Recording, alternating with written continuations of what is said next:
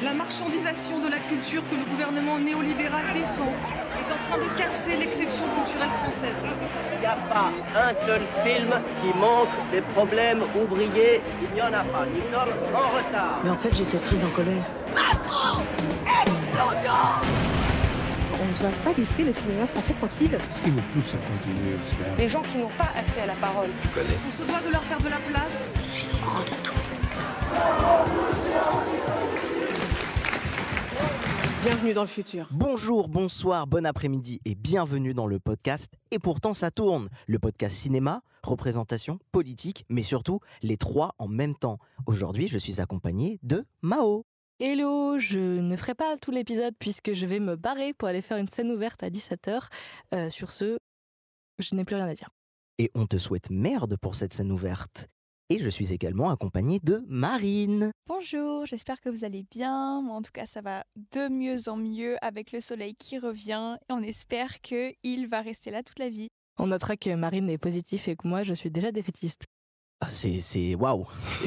On commence sur une note bien positive. Et moi, je suis votre host, Elmar.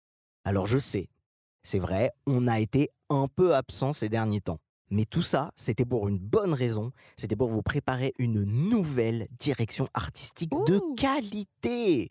Et oui, maintenant, nos épisodes, ils seront principalement centrés sur des thèmes. Donc, un petit peu comme on a fait avec les films doudou. Voilà, comme ça, ça nous permettra de parfois aborder plus de films et de pouvoir parler avec un prisme bien précis. Et c'est pour ça que pour cet premier épisode de cette nouvelle DA, il y a un thème qui a été énormément demandé dans l'équipe. Et ce sont les films de campagne. Mao, éblouis-nous avec ton texte d'ouverture. J'aime le cinéma français plus que certains membres de ma famille. C'était pour commencer le drama, mais qui sait ? On n'est peut-être pas loin de la vérité. Toutefois, il y a un type de film que j'affectionne beaucoup en ce moment. Il s'agit des films de campagne. Alors que, dès que j'ai pu, j'ai pris mes clics et mes claques avec mon sac à dos contre aucune cloque et flaque. Mais justement, ma lâcheté me fait admirer ceux qui sont restés et qui transmettent tellement d'amour avec leur caméra pour là où ils ont grandi. Avec leur regard, ils me font aimer un peu plus l'endroit dont je suis partie. Ça a commencé avec Chien de la Casse et la sincérité fracassante de Jean-Baptiste Durand qui m'a montré la vie cinématographique de ceux qui vivent toujours là. Ceux qui se font tellement chier parce qu'il n'y a pas de bus et qui vont visiter des hôpitaux désaffectés. Ceux qui se tapent une infirmière pour lui piquer son lait, ce n'est pas un titre, ou passent leur soirée à la place haute et pétés devant FIFA. Ces films qui montrent leurs habitants, mes amis de collège et lycée et leurs villages sans les mépriser me font du bien. Malgré parfois la dureté de ceux qu'ils abordent, ces longs métrages, Dieu soit loué, il y en a de plus en plus, n'oublient jamais de mettre en scène leur sujet avec respect. Alors, si vous y êtes restés ou que vous êtes partis, regardez des films ruraux. Merci beaucoup Mao. Et pour ceux qui ne l'auraient pas compris, le premier film dont on va parler, c'est Chien de la Casse. Oh, Dog, là, regarde. Oh, j'ai pas regardé. Hein. Ah, si. Chien de la Casse est un film de Jean-Baptiste Durand qui raconte l'histoire de Dog et Miralles, deux meilleurs amis qui passent leur temps dans une campagne un peu paumée. Comment est-ce que leur amitié va changer lorsque Elsa va rentrer dans la vie de Dog ? Justement, là, on a eu le texte de Mao, donc j'aimerais bien avoir l'avis de Marine sur ce film. Ça fait très longtemps que j'ai vu Chien de la Casse. Je l'ai vu justement parce que Mao, la première interaction qu'on a eue ensemble lors d'un CM, tu m'as dit « Tu as vu Chien de la Casse ?» Je t'ai dit non. Tu m'as dit « Regarde Chien de la Casse !» J'avais oublié cette histoire. Et c'est ce que j'ai fait. Parce qu'en fait, je t'associais à Chien de la Casse alors que je te connaissais même pas. Et donc, j'ai regardé Chien de la Casse en pensant à Mao. Et j'ai ressenti un peu un sentiment assez étrange devant le film. J'avais l'impression de voir mes vacances d'été. Que je passais toujours avec ma famille dans des petits villages paumés de à peine 200 habitants, dont 90% avaient au-dessus de 70 ans. Et juste, il n'y avait rien à faire à part se promener, et manger, péter devant FIFA. Voilà, et péter devant FIFA. Et se promener dans la ville. Et la manière dont la ville était filmée, dont la campagne était filmée de manière hyper lente.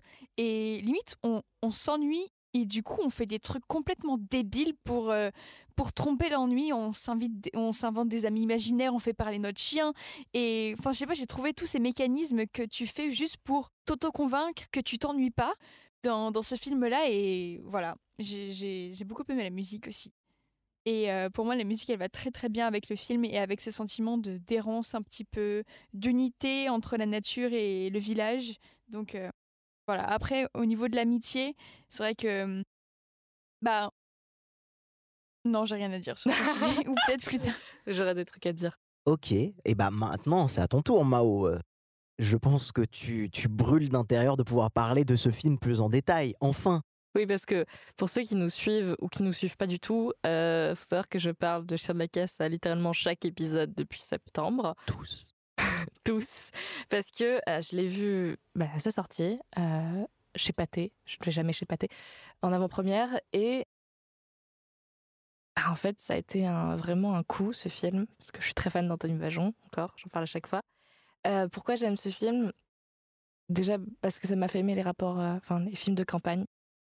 Je trouve que cette relation au cinéma, qui est un type de relation qui existe et qui n'est pas assez souvent représentée, ça m'a fait bizarrement du bien de la voir. Je m'explique. En fait, quand tu habites à la campagne ou quand tu habites dans une ville et dans une rue particulière, tu as un type d'amitié qui sont les amis qui sont à côté de chez toi. C'est-à-dire que si vous aviez d'autres possibilités, vous serez peut-être pas potes. Mais c'est ton voisin, donc c'est beaucoup plus simple d'être ami avec lui que de lui tirer la gueule. Mais c'est des gens qui n'ont rien en commun. Et l'amitié entre Dog et Miralles, c'est ce type d'amitié, et surtout c'est le type d'amitié quand elle se barre en couille. Et comme c'est peut-être des amitiés que j'ai vécues ou que je connais des gens qui ont vécu ce type d'amitié, je suis contente de l'avoir, malgré toute sa toxicité, et je ne l'en sens jamais. Je trouve que l'interprétation des acteurs est merveilleuse dans le film. Pour moi, le plus gros point positif, c'est l'écriture de Jean-Baptiste Durand. C'est une co-écriture, mais je ne sais plus le nom des autres scénaristes.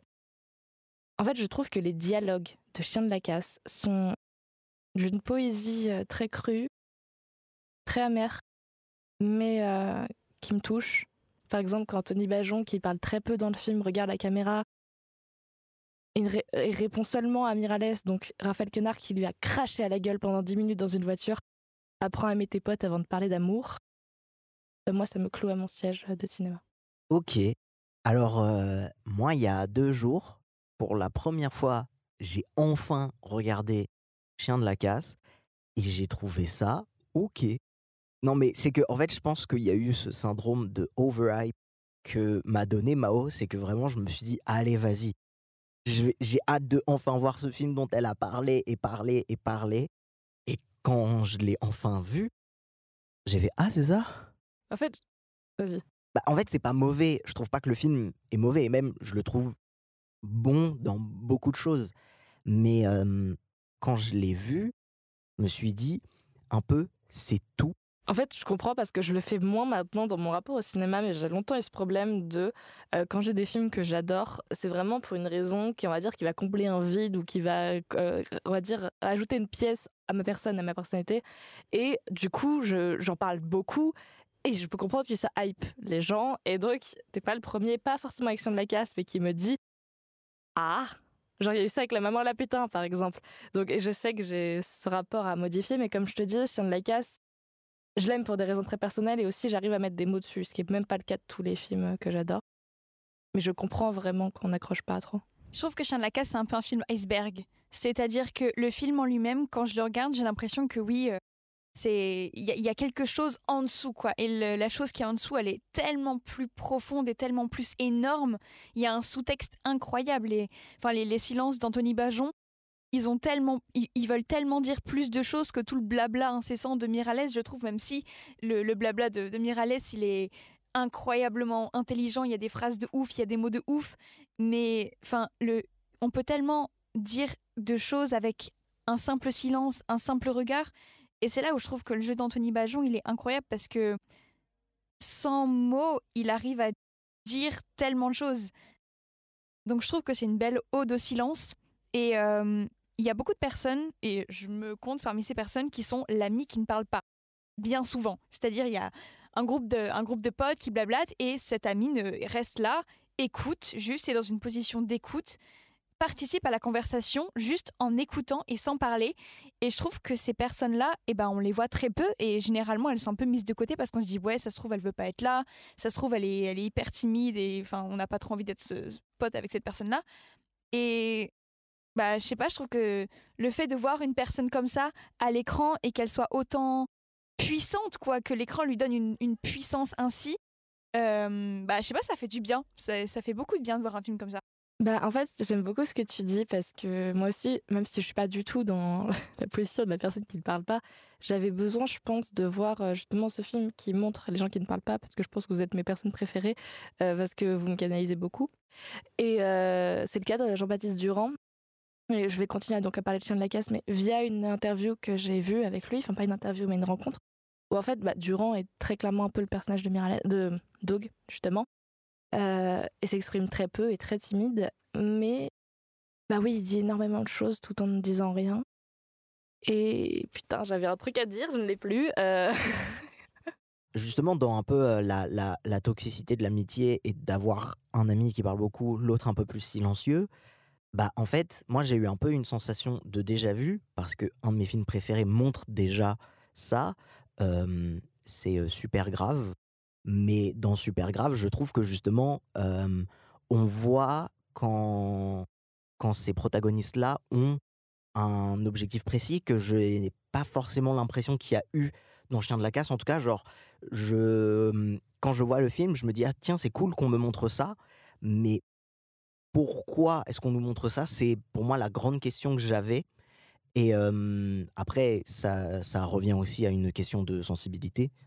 Super Grave est une comédie des années 2000 américaine, donc ça coche toutes les cases chez moi.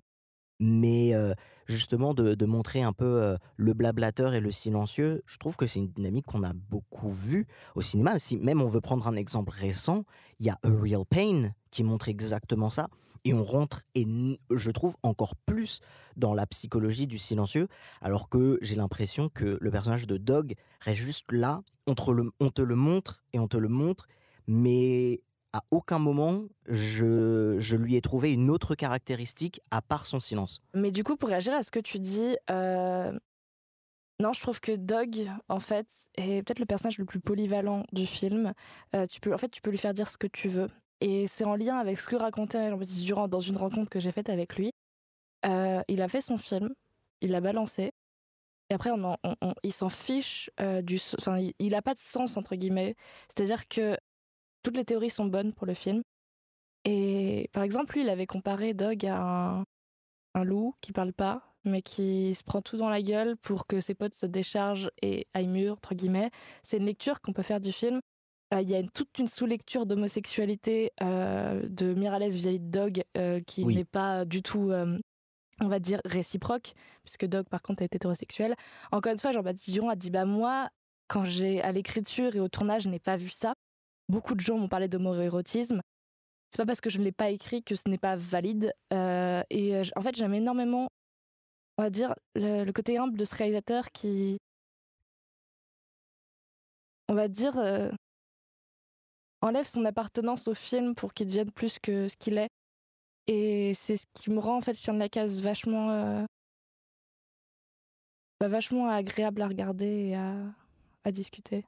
Ok, c'est intéressant parce que là, ce que tu viens de me dire, je pense que ça me fait du coup moins apprécier le film. Mais parce que du coup, j'ai l'impression qu'il y a plus cet effet de voilà, j'ai fait ça, et puis le reste, c'est à vous de faire le travail. En tout cas, moi, c'est comme ça que je l'interprète. Ça peut se comprendre, mais sachant que Durand, quand il parle, tu te rends compte, c'est vraiment un mec comme Dog. C'est un gars qui est très humble et qui veut pas déranger. Peut-être que c'est ce qu'il dit en interview et pas forcément ce qu'il pense. Moi, je pense plutôt que si. Juste, il a voulu montrer une histoire qui lui arrive. Pas forcément ce type de relation, cette autostoppeuse, mais un type d'histoire qui a pu lui arriver ou qui arrivait à des amis à lui. Mais c'est des histoires qui sont universelles, en fait. Donc, on peut leur prêter le sens qu'on veut. Et il y a aussi quelque chose que j'aime beaucoup, c'est dans la mise en scène de certains regards. Moi, ça fait 1 an que je crois que je l'ai pas vu. Je l'avais vu 8 fois en salle, même plus. Et il y a un moment où Miralles s'incruste dans un bar avec du coup Elsa et Dog. Et Elsa et Dog étaient en date et lui il se met au milieu. Et il y a des jeux de regard où en fait Miralles regarde Elsa, Elsa récupère le regard, regarde Dog, Dog récupère le regard, regarde Miralles. Et vraiment c'est un premier film, mais il y a déjà plein d'idées de mise en scène. Et là Durand est en train d'écrire son prochain. Je crois qu'il s'appelle Hervé, l'homme qui avait peur des femmes ou quelque chose du genre. Mais j'ai qu'une hâte, c'est de le voir. Mais j'espère que ça fera pas le même effet que Leurs enfants après eux des Boukarma. Parce que c'est très souvent que le deuxième film est déceptif. Et nous allons maintenant enchaîner avec 20 dieux. Réalisé par Louise Courvoisier. Bon, on en a déjà parlé, on connaît le synopsis. Un jeune homme va apprendre, lors de la mort de son père, comment faire du comté et faire des cunilingus. Je vous rappelle que c'est comme ça qu'on a vendu le film au dernier épisode où il a été évoqué. Et justement, là, qu'est-ce que vous aimeriez du coup rajouter de plus à ce film qui, du coup, là, ça y est, on va pouvoir le parler plus dans son contexte de campagne. Marine, est-ce que toi, tu as quelque chose à rajouter ? Je vais être assez brève sur le film parce que j'avais pas mal blablaté dessus, donc je vous renvoie au dernier épisode des tops de l'année. Mais je voudrais aborder l'aspect de la débrouillardise des campagnards et des campagnardes, parce qu'en fait, quand on n'a pas le choix, faut juste faire. Faut pas attendre que la chance vienne à nous, parce que elle viendra jamais. La chance, elle se déplace pas, là, avec ses petites chaussures, jusqu'à un pauvre village au fin fond du Jura. Non, c'est nous. On doit aller chercher notre chance. Et donc, on doit se débrouiller avec les moyens du bord, avec ce qu'on peut. Donc là, dans 20 dieux, c'est le tracteur de notre père qui vient de mourir, c'est un vieux scooter, c'est peu importe. Et c'est avec le lait de la voisine qu'on va courtiser, voilà. Et je trouve que c'est assez cool de la part de Louise Courvoisier, de montrer cet aspect de débrouillardise, parce que, je sais pas, ça m'a fait du bien de voir ça. Et on voit surtout cette débrouillardise, j'avais noté, dans les petits détails. Et j'adore les petits détails de 20 dieux qui montrent que c'est des personnages qui savent pas trop comment faire, mais qui essayent de faire bien. Par exemple, on voit les coiffures et les habits des personnages. Par exemple, le petit bout de chou, la Claire, en particulier, donc la petite sœur de Toton. Donc les deux ont perdu leur père dans un accident de voiture. C'est pas un spoil, ça se passe vraiment dans les 10 premières minutes. Et donc on voit Toton qui essaye de prendre soin de sa petite sœur, de lui passer le savon, de lui faire des tresses, mais ses cheveux ils sont en pagaille, ça ressemble à rien. Il essaye de l'habiller avec ses habits, mais elle est toujours hyper mal fringuée. Elle va en pyjama à l'école et il lui dit mais c'est ton pyjama ça ? Mais oui, mais t'inquiète, ça se voit pas. Enfin bref. Et mais c'est ça, c'est plein de petits détails qui montrent que c'est vraiment vrai et que c'est quelque chose qu'elle connaît. Et ça rend le film vachement authentique. Et je vais parler d'un autre moment qui m'a fait beaucoup rire parce que c'est vraiment un truc que j'ai vécu. C'est la soirée qui se passe du coup dans le salon de Toton, donc en soirée quoi. Et donc il est avec ses 3 potes et il y a une vieille musique, je me rappelle plus, mais c'est une musique un peu espagnole et tout. Ils boivent du Jet 27, ils dansent sans vraiment danser. Ils sont un peu bourrés, mais on sait pas trop pourquoi, parce qu'apparemment c'est juste un mardi ou un jeudi normal. Et le lendemain ils vont travailler, mais je sais pas, ils passent juste un moment ensemble et ils boivent du Jet 27 et des bières. Ils mangent des pâtes à la sauce tomate. Et c'est un truc qu'on vit vraiment à la campagne. Enfin, moi je me vois bien quand j'étais au lycée, on faisait des soirées avec mes potes dans une grange. Et juste, ça m'a fait trop du bien de voir ce genre de souvenirs ressurgir, parce que à l'époque, on trouvait ça normal. Enfin, moi, je trouvais ça normal et c'était ma vie. Et j'avais jamais entendu d'autres personnes, enfin, j'avais jamais discuté avec d'autres personnes qui parlaient de ces soirées-là. Et donc, je sais pas, ça m'a fait du bien de voir ça. Souvent, les films qui s'attardent sur une région, je trouve que c'est un peu des lettres d'amour à cette région et de la réalisatrice ou du réalisateur pour ces régions-là. Et je trouve vraiment que c'est ce que Louise Courvoisier fait avec 20 dieux. Elle adresse une lettre d'amour pleine de sincérité et d'authenticité à sa région natale. Waouh! Pour normalement un truc que t'as dit qui serait bref, c'était plutôt bien garni. Merci beaucoup Marine. Qui est-ce que tu parles bien? Mao, est-ce que toi, tu as quelque chose à rajouter de plus qu'on n'a pas encore évoqué, évidemment? En fait, je me souvenais plus de ce que j'avais évoqué. Et en fait, je réfléchissais. Quand tu as parlé de débrouillardise, ça m'a fait penser, du coup, pourquoi en fait, j'associe beaucoup Chien de la Casse et 20 dieux, parce qu'ils sont très différents. C'est-à-dire que Chien de la Casse, ils se font chier à la place haute et ils ne font que dalle. Ils font rien. Vraiment, c'est un peu la haine. de la campagne. Et justement, 20 Dieux, c'est tout autre chose, comme tu l'as dit, et ça fait 2 regards différents qui sont sortis coup sur coup, quasi, à un an d'écart, et surtout qui ont eu le César du meilleur premier film. Et ça, c'est quelque chose que j'avais besoin de souligner parce que je sais plus quelle... du coup, c'est 20 Dieux qui l'a eu cette année. Et je suis vachement contente de voir cette nouvelle mouvance du cinéma rural parce que la décentralisation, c'est bien. Et autant, j'étais très contente d'aller habiter en ville, mais des films qui se passent en ville, à Paris, j'en ai marre.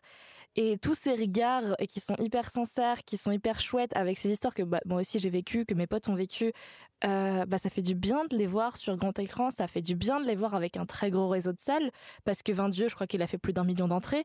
C'est des films qui, il y a quelques années, pas aussi bien marketés, auraient fait 2 entrées et qui seraient passés inaperçus.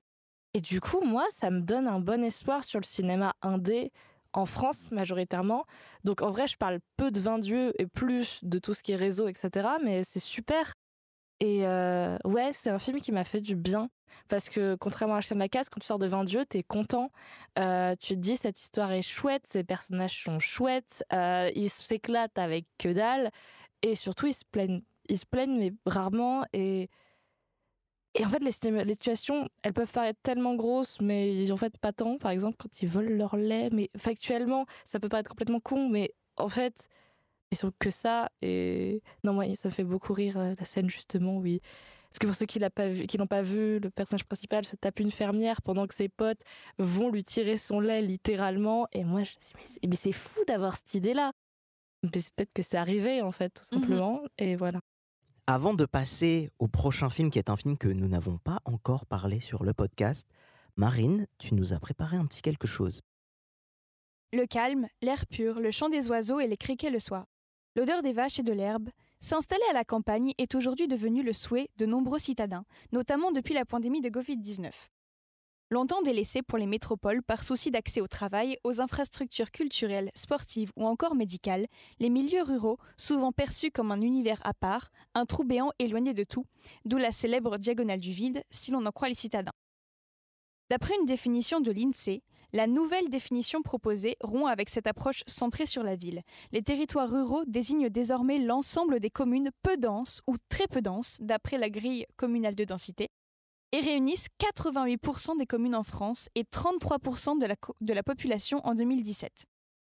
Moi-même, ayant grandi dans le nord de la France jusqu'à mes 18 ans, dans un petit village campagnard d'à peine 2000 habitants, mon enfance alternait entre les jours à l'école et les sorties dans les champs, les virées au skatepark ou au stade de foot et les promenades à vélo dans les bois. Comme la majorité des familles habitant dans le nord de la France, mes parents, grands-parents et leurs parents avant eux ont vécu dans ce même département, dans un rayon de 50 km. Jusqu'à présent, la représentation des campagnes dans les films, bien que très rare, était associée surtout aux comédies populaires mainstream, axées sur le ridicule et le retard de développement des populations des milieux. Prenons l'exemple de la franchise Les Tuches, réalisée par Olivier Barou et Jean-Paul Rouve, dont le premier volet, sorti en 2011, dresse le portrait atypique d'une famille française modeste, résidant dans la commune fictive de Bouzols, située dans le nord de la France, comme moi. Le premier film voit la famille Tuche s'installer à Monaco après avoir gagné 100 millions d'euros au loto. La saga connaît un important succès populaire en France, réunissant plus de 14 millions de spectateurs. Ce genre de franchise mettant en scène des personnages issus de la ruralité, la plupart du temps sans aucun souci de réalisme, contribue à la stigmatisation des populations rurales et à la construction de stéréotypes, donc le langage grossier qui s'apparente à un patois, les habitats délabrés, la mauvaise hygiène de vie et un certain dédain pour les citadins et les classes sociales plus élevées. Ce n'est que plus récemment, à l'ère de ce que l'on peut définir comme le cinéma contemporain, que l'on constate une émergence de films d'auteurs où les milieux ruraux sont au centre de l'intrigue. Ces longs métrages, comme nous l'avons constaté avec 20 Dieux ou encore La Pampa, connaissent non seulement un grand succès critique, avec une visibilité accrue par leur sélection en festivals tels que lors du Festival de Cannes, mais aussi d'un grand succès au box-office, y compris hors agglomération. On constate également un renouveau dans les sujets abordés, dépassant souvent le simple fait de la thématique de la campagne vue par la ville et le contraste entre les deux. Une véritable volonté de soulever des thématiques puissantes et cruciales dans notre société, où l'accès aux médias et la communication permet à tous et toutes de s'exprimer. Ces nouveaux films ont tous un point commun. Il montre un monde rural du point de vue de personnages adolescents. Une période qualifiée comme d'un espace d'entre-deux, une période de transition, l'adolescent n'étant plus un enfant, mais pas encore un adulte. En pleine construction de soi, ces personnages sont confrontés à une ou plusieurs épreuves déterminantes dans leur vie. Un deuil, l'entrée à l'université, un concours, une première expérience amoureuse ou sexuelle, etc. Permettant au film d'explorer des thèmes jusque-là très peu mis en lumière et de remettre en cause le monde dans lequel il et elle évoluent. Outre le racisme, encore très intériorisé dans certaines zones, l'homophobie est encore très persistante à travers la glorification d'une certaine masculinité toxique. Les personnages font souvent face au déterminisme social lié à l'éloignement des écoles et universités, généralement concentrés en métropole. Certains de ces films évoquent la question du deuil adolescent, qui paraît moins légitime que le deuil adulte ou que le deuil enfant, questionnant le rapport aux parents et à la famille. Nous parlerons aussi du changement du corps, surtout chez les jeunes filles, et de la condition féminine dans les milieux où le sexisme et une hiérarchie entre les genres restent encore persistantes aujourd'hui. Et bien entendu, un grand nombre de ces films posent la question du rapport à l'art et à la culture en général, dans des milieux que l'on peut qualifier de désert culturel, où les cinémas, les musées et autres infrastructures sont généralement éloignés et concentrés dans les villes. Il y a très peu d'études sur ce sujet, sans doute car les campagnes et l'adolescence ont longtemps été délaissées d'intérêt. Pourtant, ce sont deux sujets complexes et déterminants dans la construction de la société de demain. C'est ce dont nous parlerons aujourd'hui, des lettres d'amour à son enfance et aux signaux de détresse, de la beauté d'un troupeau de vaches et de conversations dans un hôpital désaffecté, pour finir par porter des TN à l'enterrement de son meilleur ami. Oh, cette dernière phrase, je vais mourir. Comme nous l'a si bien introduit Marine, le film dont on va parler, c'est La Pampa.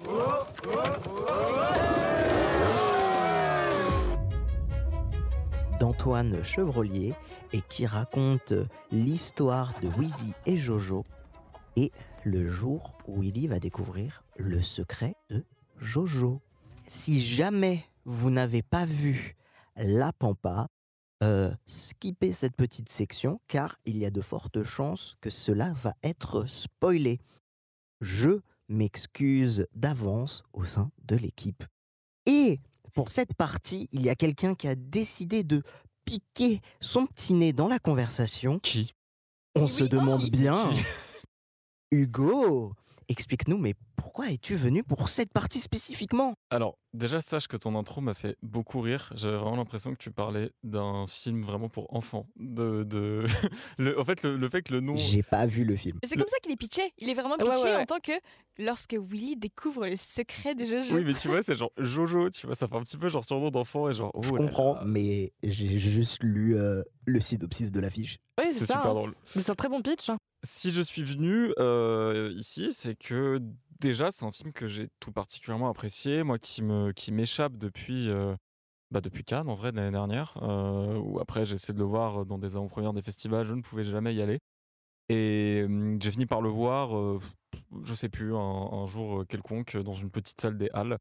Et c'était une belle prise d'otage émotionnelle, hein, si je dois dire, pendant 1h45. Voilà, moi c'est ce que je disais, je sais que Mao n'est pas d'accord avec ça, mais à titre personnel, c'est pour moi la version que j'aime de Chien de la Casse, dans le sens où pour moi il y a quand même un petit peu aussi certaines problématiques qui reviennent dans l'aspect campagne, comme vous l'avez bien évoqué depuis le début de l'épisode.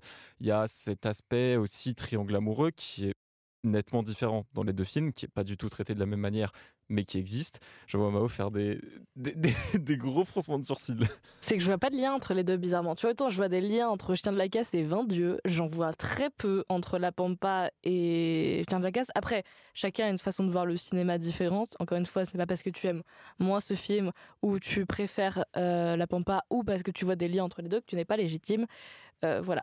Juste, comme tu parles de l'amitié, je pense que la toxicité et l'amitié de Chien de la Casse ne peut pas être enlevée de Chien de la Casse puisque c'est l'un des gros propos du film. Voilà, et que même si je n'estime pas du tout le film problématique, je trouve qu'il y a certains points toxiques de film qui ne rendent pas justement le film à jeter et que c'est très intéressant, limite, de montrer ses comportements au cinéma parce que ça fait débat. En vrai, je comprends, tu vois, et effectivement, c'est pas un élément qu'on peut enlever du film. Je dis juste que moi, à titre personnel, c'est pas un truc qui m'a personnellement touché, qui a fait que j'ai été embarqué dans le film, alors que vraiment dans La Pampa, le fait qu'il y ait vraiment ce duo, cette amitié, où il y ait vraiment de la solidarité qui soit là jusqu'au bout, où il y a vraiment je sais pas, ce lien qui est vraiment fraternel, parce qu'en plus, et je pense que tu en parleras mieux que moi là-dessus, mais il y a un vrai aspect aussi familial, voilà, qui peut être retrouvé, et qui est aussi typique, tu vois, de la campagne et des représentations qu'on peut retrouver dans les films de campagne. Et donc, ouais, moi, c'est un film qui m'a absolument touché, vraiment, qui un peu trop, genre qui est très brutal, je pense aussi à recevoir, donc voilà. Mais moi, ce qui m'a intéressé, c'est que on en parlait un petit peu au début, c'est Mariam qui disait ça, c'est que c'est un film qui parle d'homosexualité, mais c'est pas forcément, je pense, le prisme principal du film. C'est plus l'aspect campagne qui entraîne justement énormément d'homophobie et de violence envers surtout un personnage, en vrai, même si c'est pas le seul impliqué. Et c'est vrai que même si j'ai été dans le film pendant tout le long, au moment où il y a eu cette intrigue-là, j'ai pas pu m'empêcher de me poser des questions sur la manière dont elle avait été amenée. Voilà, je pense que c'est là où l'alerte spoiler va entrer en vigueur. Pourquoi il devait forcément mourir? Ah si. Pourquoi c'est toujours comme ça? C'est vrai que moi, ça m'a... C'est vrai que du coup, j'ai beaucoup lu de choses après le film, parce que c'est vrai que ça m'a un peu perturbé. J'ai vu beaucoup de gens faire la même réflexion. Mais c'est vrai que j'ai l'impression que c'est un des codes scénaristiques qui, en fait, a du mal à être dissocié des personnages gays. C'est que il y a souvent la mort qui se retrouve sur le chemin, qui se retrouve en tout cas comme finalité. Et moi, je sais pas, ça me questionne. Je ne dis pas que ça fait pas sens dans le film, parce que pour le coup, en soi, c'est logique. J'aime pas du tout la manière dont c'est fait. Je trouve ça très, très maladroit, même, voilà, encore plus violent à recevoir. Et je sais pas, moi, c'est un truc qui m'a fait m'interroger. Je ne sais pas si c'était nécessaire, même si effectivement, ça trouve du sens dans le film. Et voilà, je me tourne vers vous pour savoir ce que vous pensez de cet aspect scénaristique. Comme je vais bientôt partir, je vais en profiter pour caler mes 2 points, surtout que j'aurai peut-être pas grand-chose à dire après sur La Pampa, comme ça je vous laisserai vous deux parler entre vous. En fait, je trouve que du coup c'est Jojo qui meurt, c'est ça? La mort de Jojo me fait beaucoup penser à la mort d'un personnage dans un film français, je ne vais pas dire le titre, comme ça je pourrais le spoiler. En fait, je la vois pas du tout en lien avec son homosexualité. Alors oui, il y a un gros... Alors, laisse-moi finir. Je la vois pas... il y a un gros lien avec son homosexualité, mais pour moi, c'est surtout un élément dans le parcours initiatique du deuxième personnage. C'est-à-dire que pour moi, la mort de Jojo permet à son pote de s'émanciper de ce milieu toxique. Alors, on n'aura pas du tout la même... Je te vois vraiment te lever sur ton siège. On n'a peut-être pas la même lecture. Mais du coup, moi, ça me fait penser à un film français où un personnage perd son frère. Un personnage très timide, etc. Et ça lui donne, en fait, l'envie de se barrer de là. Et pourquoi je vois un lien aussi entre ces 2 films? Parce qu'il y a un rapport très compliqué à la paternité. C'est-à-dire que le père, dans le film, dont je censure le nom, il abandonne son fils qui survit et il est très derrière le fils qui meurt. Et La Pampa, en fait, moi, je l'aborde pas du tout dans le prisme de l'homosexualité ni de la campagne, mais vraiment de cette parentalité toxique, puisque je trouve que c'est vraiment le nœud du film, et aussi une des raisons pour lesquelles je ne veux pas d'enfants. Parce que énormément de parents, et attention, être parent, c'est peut-être le travail le plus difficile qu'on puisse faire, parce qu'on doit se gérer soi, ses névroses, et gérer quelqu'un d'autre et ses névroses. Mais être parent, pour beaucoup, c'est répéter sur la personne qu'on a mis au monde ses angoisses, ses névroses et surtout ses rêves. Sauf que ton enfant n'est pas comme toi et ton enfant n'a pas à être comme toi. Ce n'est pas parce que tu n'as pas accompli des choses dans ta vie que tu peux te permettre de les répercuter sur tes gosses. Et La Pampa, c'est vraiment ça. Le personnage dont je n'ai plus le nom qui survit est fan de mécanique, mais parce que son père était mécano et son père est mort. Ce personnage est forcé par sa mère à réviser son bac. Alors oui, c'est très bien, il faut qu'il ait son bac dans la vie, mais en vrai, c'est les seules interactions qu'il a avec sa mère. Et à part le bac et la mécanique, c'est-à-dire sa mère et son père, on ne connaît pas ce personnage. Jojo, il est fan de karting, pas du tout du karting, mais il est fan de motocross. Motocross, excusez-moi. Il est fan de motocross, il a des affiches de motocross dans sa chambre. Mais c'est parce que c'est la passion de son père. C'est parce que son père voulait faire de la motocross. C'est parce que son père avait le rêve d'être premier de motocross et n'a pas réussi à le faire. Donc il a fait un gosse pour qu'il devienne premier de motocross. Et à partir du moment où il se rend compte que son fils lui échappe, que son fils est homosexuel, mais ça aurait pu être n'importe quelle raison, comme le fait qu'il fasse de la danse dans Billy Elliot, bah son père s'énerve. Et la différence entre Damien Bonnard dans, La Pampa et le père dans Billy Elliot, c'est que le père dans Billy Elliot s'en rend compte. Et Damien Bonnard déjà n'a pas le temps de s'en rendre compte et surtout essaie de répéter ça sur le meilleur ami de son fils. Et je trouve que vraiment La Pampa traite magistralement le problème qu'ont 80% des parents qui devraient se réveiller. En soi, l'aspect justement où tu l'as dit, il le reproduit derrière, je trouve que c'est vraiment un des trucs les plus intéressants que développe le film, très honnêtement. Je suis d'accord avec toi, dans le sens où ça sert à l'autre personnage, dans le sens où ça aurait pu être n'importe quoi. Mais dans ce cas-là, est-ce que c'est pas un petit peu problématique ? Parce que moi, j'ai du mal, peu importe, on remarque que c'est souvent lié à des questions de représentation. C'est pas tout le temps le cas, mais c'est souvent le cas, que beaucoup de personnages n'existent pas pour eux-mêmes, n'ont limite pas d'existence propre. Alors là, c'est pas totalement le cas parce qu'on apprend à le connaître. Enfin voilà, il y a tout un aspect du film où il est là, où on le connaît, etc. Mais moi, j'ai du mal vraiment avec les personnages qui servent de faire valoir aux autres. Et si c'est le cas, c'est vrai que dans ce que tu décris, ça peut être le cas. Personnellement, c'est des choses qui me dérangent. Je vais avoir un avis border, après je vais partir. Je trouve que les films problématiques ont plus de choses à dire que les films lisses parce qu'on peut en parler. Waouh, ça a été une sacrée conclusion. C'est le moment où on dit au revoir à Mao. Au revoir, et Marine, il faudra que tu parles de La Pampa. Oui, si tu veux, La Pampa, vas-y, parce que c'est vrai que t'as pas dit grand-chose. Oui, mais c'est juste, je voulais au moins qu'on dise au revoir à Mao. Les gars, c'est pas parce qu'on dit au revoir à Mao que le podcast s'arrête. Mao, en vrai, 5 minutes, si tu veux. Ma reco culturelle est la suivante. Il y a la pièce de théâtre, et je te regarde toi, Hugo, spécifiquement, La tendresse qui passe aux bouffes parisiennes. Allez tous voir cette pièce de théâtre.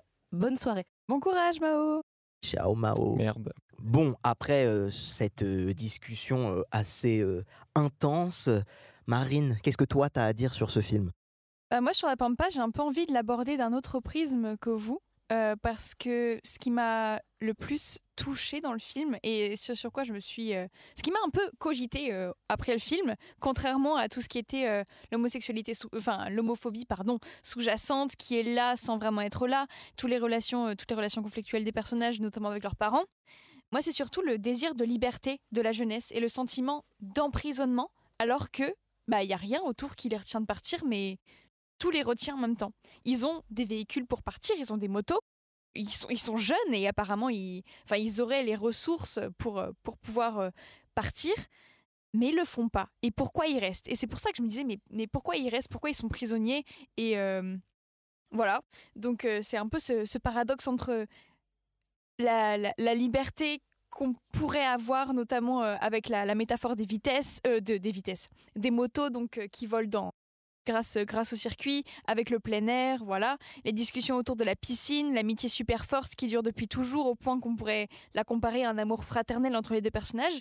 Les deux personnages, ils semblent coincés dans un endroit et je sais pas, ça m'a un peu mis mal à l'aise ce sentiment de on se sent enfermé alors qu'il n'y a rien autour. C'est des barrières imaginaires qui se mettent autour d'eux. Et j'avais l'impression que le seul endroit, entre guillemets, où ils étaient libres, c'était dans l'hôpital désaffecté, alors qu'il est pourtant un espace clos. Et j'ai trouvé ça hyper chouette, un peu cette ambivalence entre les deux. Ils sont emprisonnés à l'extérieur, mais ils sont libres à l'intérieur parce que c'est leur espace à eux où personne ne va. Et juste, ils réinvestissent l'espace et ils se l'approprient. Et encore toute cette thématique de on fait des trucs pour tuer l'ennui parce qu'on se fait souvent chier dans la campagne. Du coup, ils font un peu n'importe quoi juste pour tuer l'ennui et se prouver à eux-mêmes qu'ils existent. Comme dans les vraiment 10 premières secondes du film, t'as Jojo qui dit vas-y, je vais traverser le carrefour en moto en allant super vite en sachant pas qu'il y a une voiture qui risque de traverser. Et on voit si jamais il y a une voiture qui me rentre dedans, je peux mourir à tout jamais. Et je le fais. Et juste, il le fait comme ça parce que il a... Dans sa tête, je pense qu'il a rien à perdre, quoi, et presque on a l'impression qu'il est déjà perdu, il est déjà paumé, ou alors juste il s'en fout. Et je sais pas, j'ai trouvé ça vraiment très très beau. Il y a encore tout cet aspect du déterminisme social dont je parlais un peu précédemment, qui est vraiment symbolisé par le personnage de Marina, donc qui revient de la ville parce qu'elle fait des études à Angers, des études d'histoire de l'art, je crois. Et on voit ça, c'est dans la deuxième moitié du film, où du coup, le personnage de Willy a déjà entamé son deuil du personnage de Jojo, c'est après l'enterrement, tout ça. Et donc Marina, on ne sait pas trop si elle a une relation d'amour ou d'amitié avec Willy, mais elle l'emmène à Angers dans un musée, voir de l'art, et on se rend compte que Willy, il se sent pas trop à sa place, mais pourtant il aimerait bien être là, mais il sait pas trop comment se comporter. Et on voit vraiment ce truc de... c'est un personnage qui, malgré lui, traîne derrière lui sa campagne et ses origines comme une sorte de boulet de prison. Et voilà, quoi, c'est l'intelligence, c'est un peu comme une sorte de forme d'indépendance et de liberté en soi. Et voilà, c'était ce que j'avais à dire sur la Vampa. Et en soi, je trouve que c'est un personnage hyper intéressant, Marina, parce que elle fait d'autant plus ressentir cet enfermement, parce que elle en est vraiment sortie. Et il y a même ces trucs, enfin ces rumeurs qui courent sur elle et tout, et en fait Oui, elle s'en c'est fout vrai. et elle les fait, elle joue avec, et elle est vraiment dans son truc de, en fait le retour est tellement brutal, je trouve qu'il y a un contraste, notamment sur la scène de la piscine entre elle et tous les autres personnages, tout le groupe, où il y a un contraste énorme, et moi je trouve que c'est là où ça prend ce paroxysme, ce truc-là d'enfermement, et ouais, en fait c'est un film qui est tellement dense, je me rends compte là vu qu'on en parle, mais il y a tellement de trucs à aborder, et je sais pas, ouais, c'est très dense, quoi. Bouche bée. Voilà, Waouh. là, ça peut bouger. Non, si je peux rajouter un truc, ça fait, ça commence à faire quelques fois qu'on voit Léonie Damlamort, qui est l'actrice qui joue Marina dans des films. On l'a vu dans La Morsure l'année dernière, qui était assez sympa, mais elle était déjà formidable. Et j'espère que elle aura la reconnaissance qu'elle mérite. Parce que pour ma part, c'est de toutes les actrices qui émergent, c'est une de celles que je préfère personnellement. On lui envoie de la force. Oui, Marie. J'aurais encore 2 petits trucs hyper rapides à dire sur la Vampa. Moi, les 2 acteurs principaux, donc Saïd El Alami et Amaury Fouché, me font extrêmement penser à Azur et Asmar. Et j'ai eu la chance de rencontrer le réalisateur et je lui ai dit ça, et je croyais qu'il s'était pensé dans sa tête et il y avait pas pensé, donc voilà. Et autre chose que je voulais dire, mais je m'en rappelle plus. Attends. Donc en fait, ça fait un truc à rajouter, pas 2. J'avais pensé à autre chose. Oui, c'est un truc qui se passe vraiment. Quand je rentre dans mon village de campagne, j'ai l'impression d'être regardée un peu comme la meuf qui revient de quelque part, d'un endroit qui n'existe pas vraiment, comme si je revenais de la lune et tout. Et je ressens un peu cet enfermement de... Je rentre quelque part et je me sens enfermée alors que c'est la campagne et je devrais me sentir hyper libre. Et tous ces gens me paraissent enfermés dans leur bulle alors qu'au final, ils ont le ciel ouvert au-dessus d'eux, quoi. Donc c'est quelque chose de vraiment vrai, de palpable qu'on peut ressentir en voyant le film. Finalement, entre Marine et Marina, il n'y a qu'un A. C'est ça. Oui, c'est vrai. C'est vrai. Ça se voit, l'orthographe, c'est pas mon truc le plus fort. Merci beaucoup pour ces retours sur la Pampa. C'est maintenant au tour des recommandations culturelles. Marine, qu'est-ce que tu as à nous recommander ?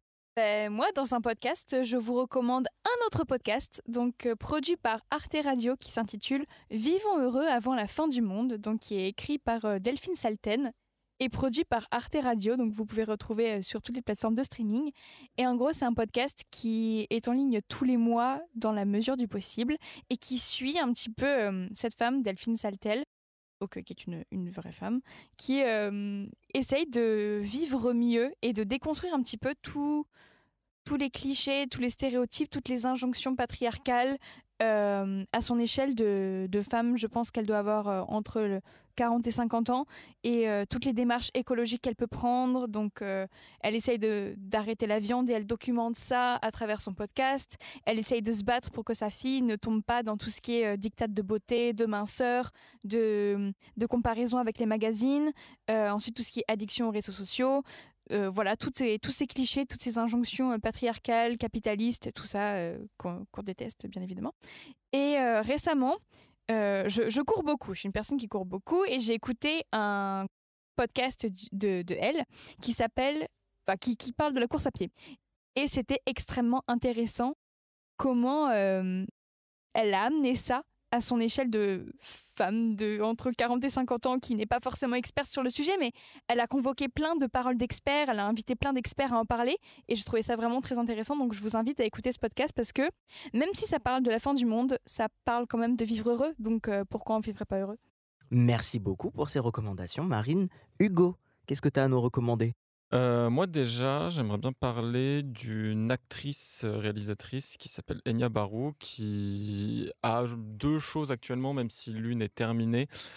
C'est une web-série qui s'appelle Fleur bleue, où c'est une femme d'une trentaine d'années qui s'appelle Fleur, qui, en fait, chaque épisode est centré sur un coup d'un soir qu'elle a, et chaque mec est un type de tocard différent, et donc du coup voilà, il y a cette écriture là, et je trouve que c'est assez bien amené, que c'est assez drôle, assez bien rythmé, et j'avais beaucoup aimé son écriture, et j'ai découvert par cette web série, et j'ai découvert qu'elle a sorti un film, qu'elle sortait un film qui est sorti au moment où on enregistre il y a 2 jours, qui s'appelle On ira. C'est un film qui, moi, c'est le genre de film où en fait j'ai juste envie de retenir toutes les émotions que ça m'a transmis, parce que j'étais dedans de A à Z. Voilà, c'est un film qui suit une femme d'un certain âge qui est jouée par Hélène Vincent, qui souhaite aller en Suisse pour avoir recours à l'aide médicale à mourir, et qui en fait ne l'a pas annoncé à sa famille, et un peu par hasard elle se retrouve dans un espèce de road trip à la Little Miss Sunshine avec un aide-soignant qui s'est retrouvé là aussi un petit peu par hasard, et du coup qui les conduit jusqu'en Suisse. Et voilà, c'est un film qui moi m'a beaucoup touché, et qui, je trouve, qui est assez important à aborder, tout simplement parce que c'est vrai que c'est un sujet qui est dans l'actualité, qui est aussi un petit peu sensible, et le fait de faire une comédie dessus, je trouve ça top. Et c'est vraiment un film qui s'est vraiment bien allié, les moments où il nous fait rire, les moments où il nous fait pleurer. Enfin voilà, moi j'ai beaucoup aimé. Et d'ailleurs, j'ai appris que le film allait être projeté à l'Assemblée nationale justement avant le vote justement sur la légalisation de l'euthanasie. Donc voilà, en tout cas je trouve que c'est une très bonne démarche, et puis on fait un petit clin d'œil à Elios qui n'est pas là puisque l'Assemblée nationale a été mentionnée. De mon côté, il y a le chanteur Joe qui a sorti son nouveau single Delicia, que je trouve est incroyable. Alors, vous connaissez Joe, il a une chanson très connue, End of Beginning, qui a pas mal tourné sur TikTok. Déjà, sachez aussi que son vrai nom c'est Joe Keery, et c'est le gars qui joue dans Stranger Things. Mais non! Si. Attends, c'est lui? Ouais, c'est Steve Harrington. Mais non! Ah si. Quoi?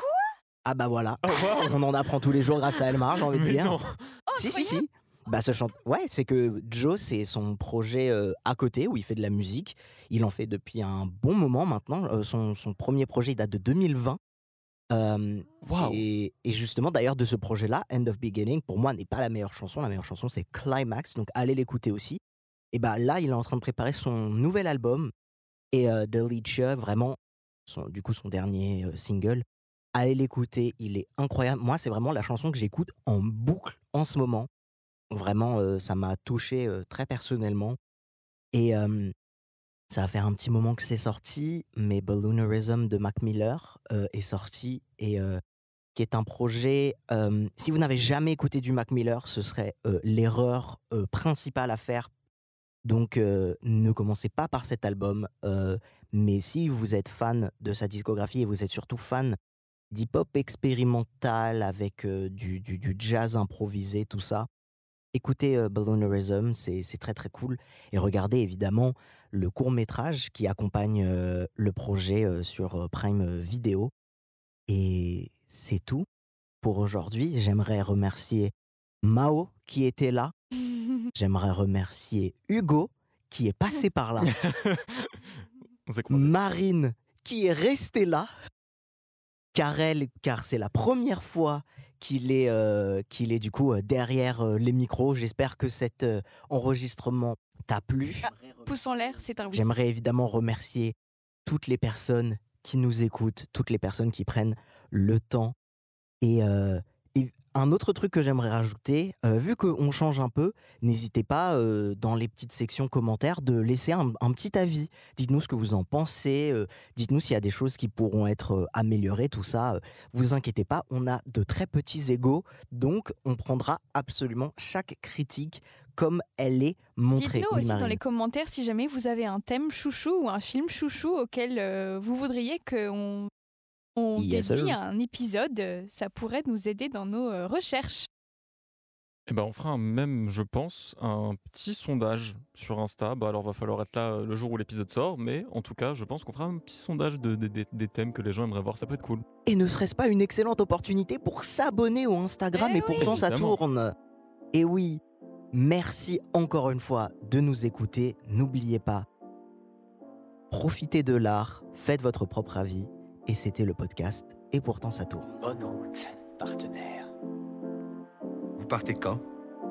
On fout nos histoires. J'ai envie de fermer et d'aller me coucher. Alors tu vois, je suis fatigué là. Vous avez fait du bon boulot ce soir. En dépit de tout ce qu'on peut vous raconter, les mots et les idées peuvent changer le monde. Au revoir, monsieur Simon.